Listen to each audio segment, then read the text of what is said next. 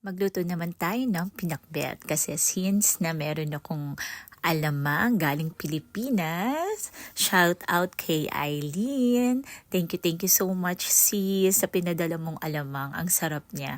Kaya naisipan ko magluto ng pinakbet. So, yan na nga, nagsutay na ako ng onion, garlic, tomato. Tapos may natira akong lechong kawali. Inad ko na dyan sa pakbet.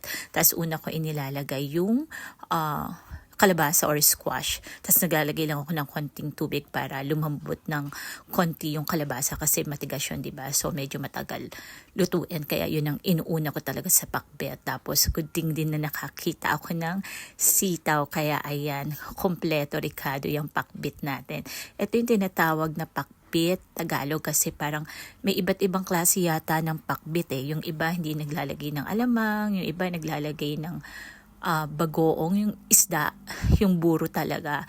So, ngayon ang nilalagay ko yung alamang na galing Pilipinas. Tapos, syempre, hindi mawawala na meron tayong peritong isda, yung galunggong. Ako, sabi ko sa inyo, ang dami kong nakain talaga nito kasi favorite ko din yung pakbet. Masarap kasi talaga siya, lalo na pagka may peritong isda. Tapos naglagay lang ako ng salt and pepper and then pinalambot ko lang yung mga gulay. Gusto ko din kasi sa pakbet yung medyo pagkagat mo, medyo crunchy pa yung mga veggie, hindi yung sobrang overcooked siya, yung lutong-luto. Ayoko nun kasi parang nawawala yung sustansya ba ng gulay.